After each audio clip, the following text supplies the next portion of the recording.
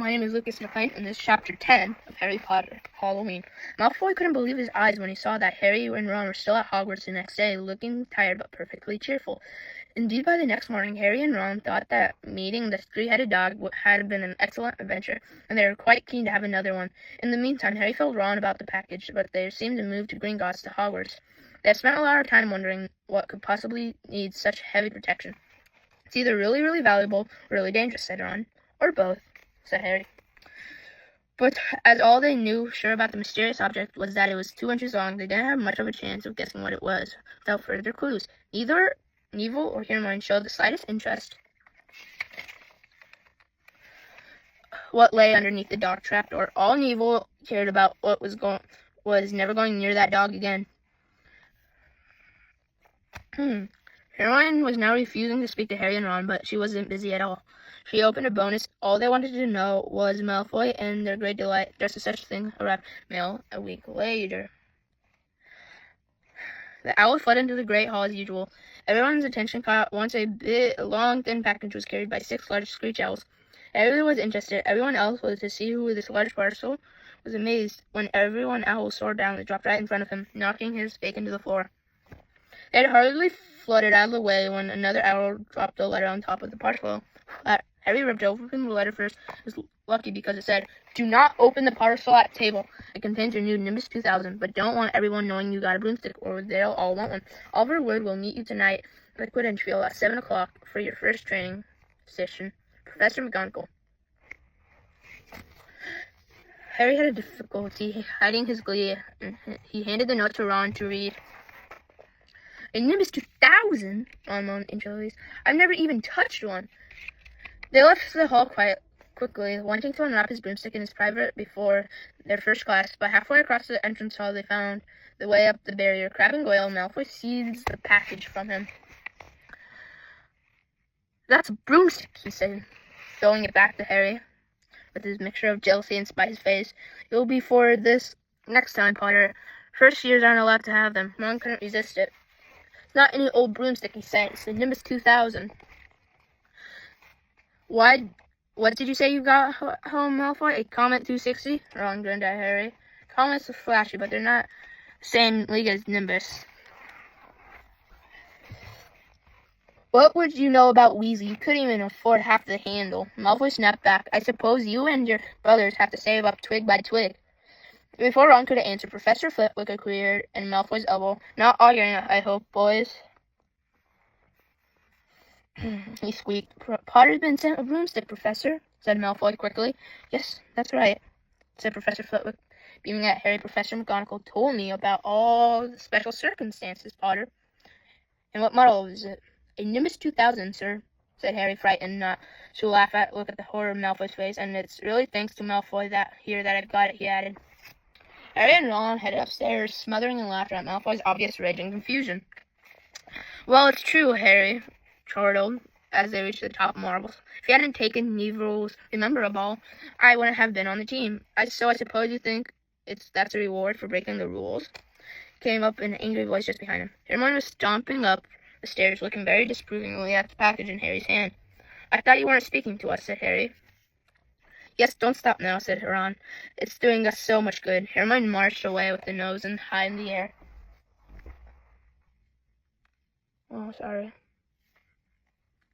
Nose high in the air. Harry had a lot of trouble keeping his hand on his lesson. That day, it kept wandering in the dormitory. His new broomstick was lying under bed, or straying off the Quidditch field, which he had been learning to play that night. He bolted after dinner without even noticing what he was eating, and then rushed upstairs with Ron to unwrap the Nimbus 2000. At last, "Wow!" Ron sighed as the broomstick rolled into Harry's bedspread. Even Harry, who knew nothing about the different brooms, thought it looked wonderful. Sleek, shiny, with a mahogany handle. It had a long tail of neat straight twigs on the Nimbus 2000, written in gold near the top. At 7 o'clock near, Harry left the castle and set the disc towards Quidditch field. I've never been inside the stadium before. Hundreds of seats were raised and stands around the field so that the spectators were high enough to see what was going on. At the other end, the field looked like 3 golden poles with hoops at the end. Then reminded Harry, little plastic sticks, Muggles' children's blue bubble soup, except they were 50 feet high. and way bigger.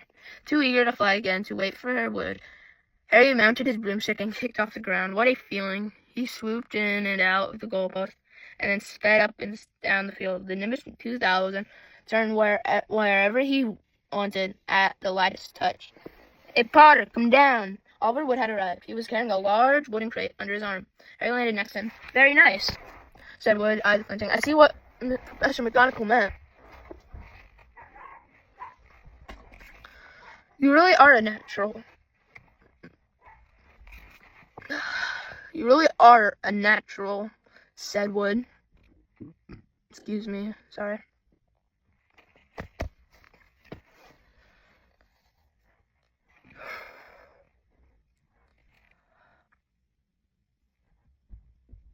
"I'm just going to teach you the rules this evening. You'll be joining team practice 3 times a week." He opened the crate. Inside were 4 different sized balls. "Right," said Wood. "Now, Quidditch is easy enough to understand, but it's not too easy to play. There are 7 players on each side. 3 of them are called chasers." "3 chasers," Harry repeated, as Wood took the bright red balls the size of a soccer ball. "This ball's called a quaffle," said Wood. "The chasers throw the quaffle through the other end and try to get it through the goal. Score 10 points. Chasers throw quaffles through the hoops to score," Harry decided. "So it's sort of like basketball on broomstick with suit." "What's basketball?" asked Wood. "Never mind," said Harry quickly. "Now there's another player on either side who's called the keeper. I am the keeper of Gryffindor. I have to stop the other team from scoring." 3 chasers, 1 keeper," said Harry, who was determined to remember it all. "And then play with the quaffle." "Okay, got that. So what are they for?" Pointed at 3 balls left inside the box. "I'll show you," said Wood. "Take this." He handed Harry a small club, a bit like a short basketball bat. "I'm going to show you what the Bolgers do," Wood said. "These are 2 Bolgers." He showed Ron 2 identical, jet black and slightly smaller than the other red quaffle. Harry noticed that they seemed to be straining to escape the straps, holding them inside a box. "Stand back," Wood warned Harry. He bent down and freed one of the Bolgers. At once, a black ball started pelting at Harry's face. He swung the bat, stop it from breaking his nose, and sent it zigzagging away into the air. It zoomed around their heads and shot at Wood, who dived on top of it and managed to pin it to the ground. Wood panted, forcing the struggling Bolger back into the crate. The Bolgers rocked around trying to knock players off the broom. That's why you have the beaters on each team. The Weasley twins are ours. They have to protect us from them and knock them out towards the other team. So you think you've got all that? 3 chasers and a score. The quaffles, keeper and goalpost. Bolgers away from the team. Harry reeled off. "Very good," said Wood. Have the Bolgers ever killed anyone?" asked, hopping as he sounded offhand. "Never at Hogwarts. We've had a few broken jaws, but nothing worse than that." "Now the last member of the team and the Seeker, that's you. And you don't have to worry about the quaffle or the Bolgers unless they crack my head open. Don't worry, the Weasley twins are match for the Bolgers. I mean, they're a pair of human Bolgers themselves." Wood reached into the crate and took out a 4th last ball. Compared with the quaffle and the Bolger, it was tiny, about the size large of a walnut. It was bright gold and had a tiny little flutter of silver wings. "This," said Wood, "is the golden snitch. It is the most important ball of the lot. It's very hard to catch it because it's so fast, difficult to see, and it's the Seeker's job to catch it. Because it's so fast and so difficult to see, it's the Seeker's job to catch it. You've got to weave in and out of the chasers, beaters, Bolgers, and quaffles to get it before the other team's Seekers became whichever Seekers catch it. The snitch wins an extra team and 150 points. So they always win, most of the time. That's why Seekers get fouled so much in a game. Quidditch only ends when the snitch is caught. It can go for ages. I think the record is 3 months. They had to keep bringing in on substitutes so the players could get some sleeps. Well, that's it. Any questions? Well, Harry said no. Harry shook his head no. He understood what he had to do, all right. It was going to be on the problem. "We won't practice with the snitch yet," said Wood, carefully shuddering back. "We might lose it. I'll try to out with a few." He pulled golf balls out of his pocket, and a few minutes later, Harry and Wood were up in the air, throwing the golf balls in as hard as he could in every direction for Harry to catch them. Harry didn't miss a single one, and Wood was delighted After an hour night, we really fallen and we couldn't carry on. That Quidditch cup will have our name on it this year, said Wood happily as they tugged back up on the castle. I wouldn't be surprised if you turned better than Charlie Weasley. And he could have played for England if he hadn't gone off chasing dragons. Perhaps it was because he was so busy with Quidditch practice these 3 evenings time a week, top all of his homework, but Harry could hardly believe when he realized he'd already been at Hogwarts for 2 months. The castle felt more like home than Pivot Drive. His lessons were becoming more and more interesting now that they had mastered the basics.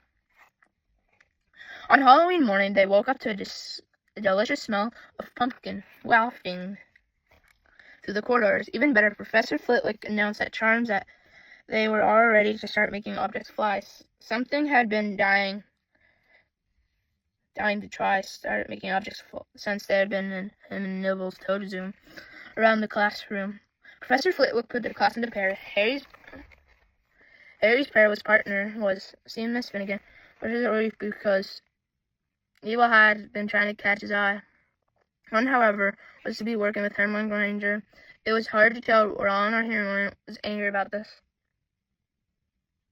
He hadn't spoken to either of them since the day of Harry's broomstick had arrived. Now, don't forget the nice wrist movement we've been practicing, squeaked Professor, pushed on top of this pile of books as usual. Swish and flick. Remember, class, swish and flick. And saying the magic words properly is very important too. Never forget Wizard's Buffalo, who said S instead of F and found himself with a giant on the floor with buffalo on his chest.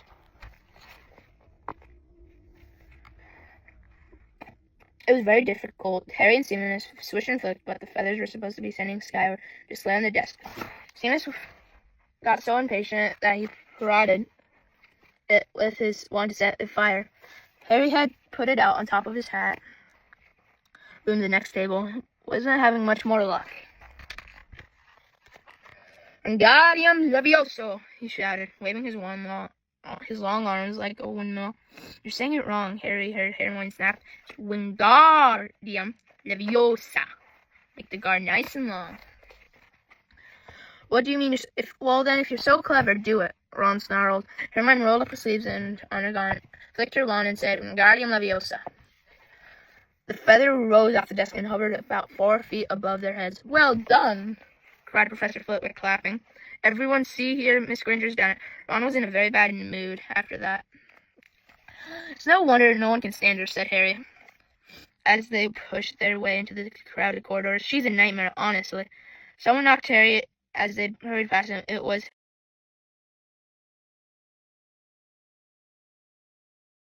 Hermione. Harry caught a glimpse of her face and was startled to see she was in tears. I think she heard you. So, said Ron. She looked a bit uncomfortable. She must have noticed she's got no friends. Hermione didn't turn up for the next couple of classes. Wednesday didn't see it all afternoon. On their way down to Great Hall for a Halloween feast, Harry and Ron overheard Parville Patty telling her friend Lavender that Hermione was crying in the girls' bathroom and wanted to be left alone. Ron looked still awkward at this, but a moment later she had entered the Great Hall, where the Halloween decorations put Hermione in the great of their minds. Thousands of life bats fluttered from the walls, stealing while thousands more swooped over the tables in low black clouds, making the candles in the pumpkins stutter. The feast appeared suddenly on the golden plates as it had the start of term banquet.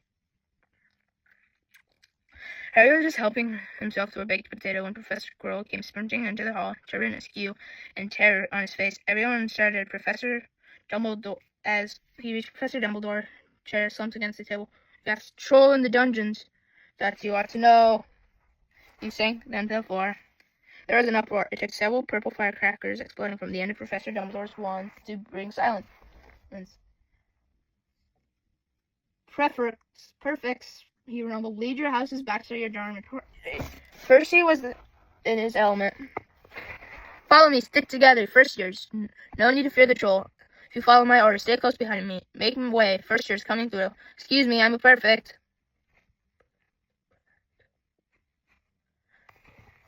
How could a troll get in? Harry asked. They cried down the stairs. gone downstairs. Don't ask me how they're supposed to be really good. Maybe Peeves let it alone as a Halloween joke. They passed different groups of hurrying different directions as they jostled their way through the crowd. Confused Hufflepuffs. Harry suddenly grabbed Ron's arm and thought, Hermione, what about her? She doesn't know about the troll. Ron bit his lip. All right, he snapped, but Percy better not see us. Ducking down, he joined the Hufflepuffs, going the other way, slipped the deserted corridor, and hurried off toward the girls' bathroom. They just turned the corner when they had heard quick footsteps. Percy hissed Ron, pulling Harry behind a large stone griffin. Percy around it, sir. Percy, not Snape. He crossed the corridor and disappeared from view. What's he doing? Harry whispered. Why isn't he down in the dungeon with the rest of the teachers? Search me. Quietly as possible, they crept along the corridor as Snape's fading footsteps. He's heading for the third floor, Harry said. Ron held his hand. Can you smell something?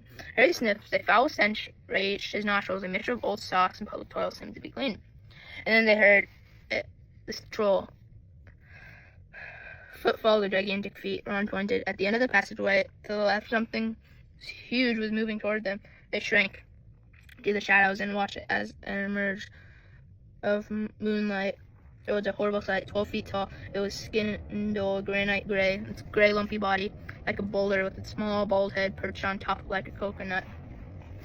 It had short legs, thick tree trunks with flat, horny feet. The smoke coming through it was incredible. It had a huge wooden club which dragged along the floor because its arms were so long. Troll stopped at the doorway, peered inside. It was waggled toward the long ears, making up its tiny mind, then slouched slowly into the bathroom. The key's in the lock, Harry muttered. We could lock it in. Good idea, said Ron nervously. They edged toward the door open, mouths dry, praying the troll wasn't about to come in. With one great leap, Harry managed to grab the key and slam the door and lock it. Yes! Flushed their victory. They started to run back up to the stage, but they couldn't reach a corner. They heard something made their hearts stop. A high, petrified scream. It was coming through the chamber they had just chained up. Oh no. It was the last thing they wanted to do, but what choice did they have? Wheeling around, they sprinted back the door. They turned the key fumbling in their panic. Harry pulled the door open and then ran inside. Hermione Granger was shaking against the wall and opposite, looking as she was about to faint. The troll was advancing on her.